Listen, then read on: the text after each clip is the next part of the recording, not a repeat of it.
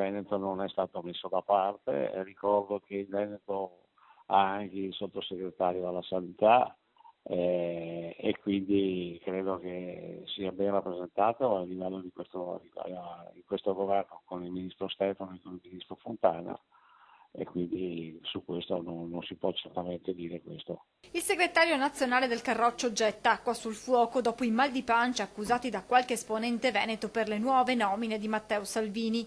Ieri in via Bellerio a Milano, Consiglio federale della Lega, il segretario deve scegliere il suo terzo vice dopo il lombardo Giorgetti e il veronese Fontana. Molti quelli che alla vigilia, alla luce dei risultati ottenuti dal partito in Veneto con quasi il 50% alle europee, pensavano proprio ad un Veneto per questo incarico, ma è arrivata la doccia fredda. Salvini infatti ha scelto Andrea Crippa di Monza. I conti sono presto fatti, contando lo stesso leader sono 3 lombardi contro un solo veneto alla guida del Carroccio. Qualcuno mormora di una ragione messa da parte, ma da re smorza le polemiche. Le nomine le fa Salvini, dice, e noi abbiamo il nostro Fontana. Ma a deludere ulteriormente i veneti l'annuncio di Salvini, che ha spiegato che il commissario della Liga in Veneto al posto di Darè, neo eurodeputato, lo deciderà lui e non sarà un candidato al Consiglio regionale.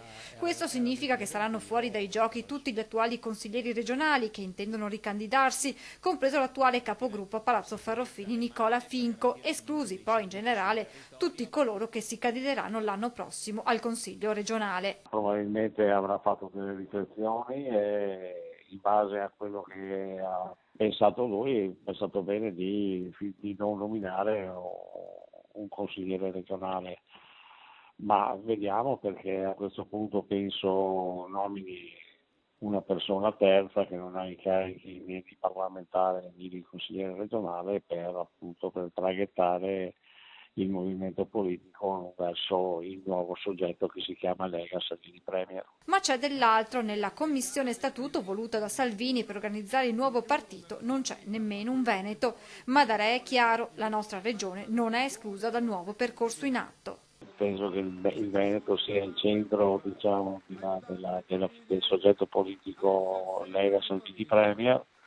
Noi ci siamo, abbiamo un grande presidente di regione che è Luca Zaia, ma in questa fase è una fase transitoria, deciderà il segretario federale Matteo Salvini come e con chi passare questo difficile momento.